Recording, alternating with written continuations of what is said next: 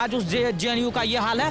पिछले 5-10 सालों में कंटिन्यू नारे लग रहे हैं। कहीं पर भारत तेरे टुकड़े होंगे का नारा निकलता है, कभी पर ब्राह्मण बनिया भारत छोड़ो को दीवार पर लिखा जाता है। जेएनयू आज आतंकियों का अड्डा बना है। जितने भी लेफ्टिस्ट वामपंथी विचारधारा आपको कहते हैं, ये लेफ्टिस्ट वामपंथी सिर्फ विचारधारा नहीं रही, ये देश विरोधी गतिविधि में पूरी तरीके से लिप्त हो गई। कांग्रेस का जो दोहरा चरित्र है ये आपको एक्सपोज होते हुए दिखेगा। अब सारे उमर खालिद और सरजील इमाम की जमानत रुकी, सारे लोग उन पर प्रोटेस्ट करने आ गए। अब मोदी जी और शाह जी को सोचना चाहिए और 5 मिनट के लिए भारत के तमाम हिंदू संगठनों को आगाह कर देना चाहिए। घी और शहद ये मानवता के लिए फायदे का विषय है, कुत्तों के लिए ये जहर के बराबर है। मोदी जी और शाह जी अगर जेएनयू की सफाई नहीं करना जानते हैं तो इस देश के हिंदू संगठनों को कहे 5 मिनट के अंदर पूरे जेएनयू का कचरा मिट जाएगा। नास्तिक होना तो बुरी बात नहीं है, लेकिन नास्तिक होकर के उस जेएनयू में पढ़ना, आप समझिए उस विद्यालय की शिक्षा की क्या महत्व होगी जिस विद्यालय में देश विरोधी गतिविधि में इन्वॉल्व किया जाता है। नमस्कार, मैं शिवम चौबे और आप देख रहे हैं सौगंध टीवी।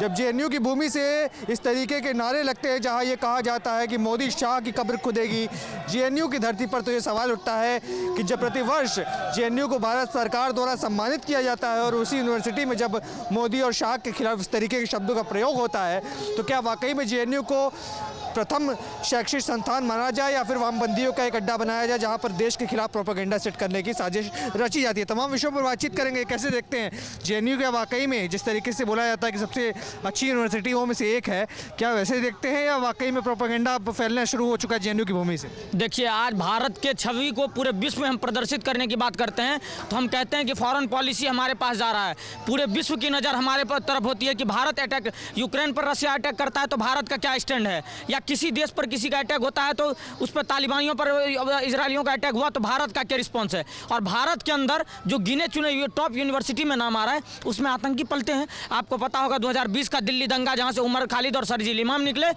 किस तरीके से नॉर्थ ईस्ट के भागों को काटने का बात करता था, जिनको आज कोर्ट ने पूरी तरीके से निरस्त कर दिया कि इन जैसे देशद्रोहियों को जमानत नहीं मिलेगी। आज उस जेएनयू का ये हाल है। पिछले 5-10 सालों में कंटिन्यू नारे लग रहे हैं। कहीं पर भारत तेरे टुकड़े होंगे का नारा निकलता है, कभी पर ब्राह्मण बनिया भारत छोड़ो को दीवार पर लिखा जाता है। तो आज मोदी और शाह जी के देश के गृह मंत्री और प्रधानमंत्री को ऐसा नारा कहा जाता है कि इनकी कब्र खुदेगी। देखिए, देश आतंकियों का अड्डा बन चुका है। मैंने पिछली बार भी कहा था कि जेएनयू आज आतंकियों का अड्डा बना है। जितने भी लेफ्टिस्ट वामपंथी विचारधारा आपको कहते हैं, ये लेफ्टिस्ट वामपंथी सिर्फ विचारधारा नहीं रही, ये देश विरोधी गतिविधि में पूरी तरीके से लिप्त हो गई। और तमाम तरह के वो सेकुलर गैंग और तमाम तरह के जो लेफ्टिस्ट लोग हैं, तो खासकर कांग्रेस का जो दोहरा चरित्र है ये आपको एक्सपोज होते हुए दिखेगा। अब सारे उमर खालिद और सरजील इमाम की जमानत रुकी, सारे लोग उन पर प्रोटेस्ट करने आ गए। अब क्या पता आपको, अभी आपको इमरान मसूद की बयान सुननी चाहिए। उन्होंने कहा कि अरे नारा वारा तो ऐसे चलते रहता है। मतलब समझिए कि मोदी और अमित शाह जी के विरोध का नारा लग रहा है और मोदी जी और अमित शाह जी के बारे में कब्र खुदने का नारा लग रहा है। मैं कह रहा हूं कि आप मोदी जी और शाह जी को सोचना चाहिए और 5 मिनट के लिए भारत के तमाम हिंदू संगठनों को आगाह कर देना चाहिए। जेएनयू में जितने प्रोपेगेंडाधारी हैं, जितने देशद्रोही हैं, जितने नक्सली हैं, सबकी कब्र खोदने का क्षमता। जेएनयू के ऊपर आप सवाल खड़े कर रहे हो। उसी जेएनयू से एस जयशंकर पढ़े, उसी जेएनयू से निर्मला सीतारमण पढ़ी, बीजेपी के तमाम बड़े नेता उस यूनिवर्सिटी से पढ़े हैं। न सिर्फ नेता बल्कि बड़े बड़े साइंटिस्ट वैज्ञानिक लोग भी पढ़े हैं। तो केवल एक यूनिवर्सिटी को इस तरीके से नाम लेना और बताना कि वहाँ पर देश विरोधी गतिविधियाँ होती हैं, कहीं ना कहीं सीधे तौर पर आप बदनाम करने की कोशिश कर रहे हैं। नहीं, मैं कह रहा हूँ ना, घी और शहद ये मानवता के लिए फायदे का विषय है, कुत्तों के लिए ये जहर के बराबर है। तो जहाँ से फूल निकलते हैं, जिस नदी में फूल खिलता है उसी में तो कीचड़ भी रहते हैं, लेकिन कीचड़ की सफाई की जिम्मेदारी मछुआरों का होता है। कीचड़ की सफाई का जिम्मेदार उस तालाब और नदी को देख रेख करने वाले लोगों की होती है।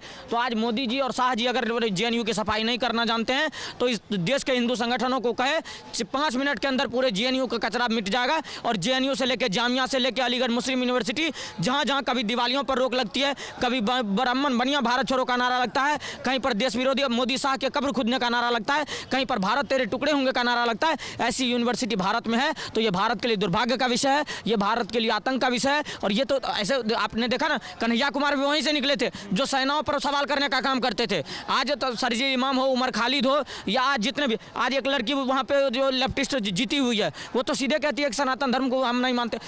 नास्तिक होना तो बुरी बात नहीं है, लेकिन नास्तिक हो करके उस जेएनयू में पढ़ना, आप समझिए उस विद्यालय की शिक्षा की क्या महत्व होगी जिस विद्यालय में देश विरोधी गतिविधि में इन्वॉल्व किया जाता है लोगों को। उस आप देखिए गिने चुने टॉप यूनिवर्सिटीज़ में नाम आता है, DU, LNMU, ये के बाद अगर कोई आता है, BHU के बाद कोई आता है यूनिवर्सिटी, तो कहता है कि JNU सबसे बड़ा यूनिवर्सिटी है। और उस यूनिवर्सिटी के अंदर अगर आतंक पलने का काम हो रहा है तो उसको मिटाने की जिम्मेदारी भारत सरकार की है, और जल्द से जल्द JNU पे एक्शन ले। और जिस तरीके से सर जिलेमा और उमर खालिद को जेल के अंदर डाला है और जमानत नहीं होने दे रहा है, ये तमाम तरह के प्रोपेगेंडाधारी को उठा करके अंदर डालने की आवश्यकता है, और सारे लोगों पर देशद्रोह का मुकदमा लगाया जाए और सारे लोगों का उचित समय पर इलाज किया जाए, वरना देश में ऐसे ही कैंसर निकलते हैं, फिर जो निकल करके चांदनी चौक पे बम फोड़ते हैं, जो निकल करके इस देश में देश को तोड़ने की बात करते हैं।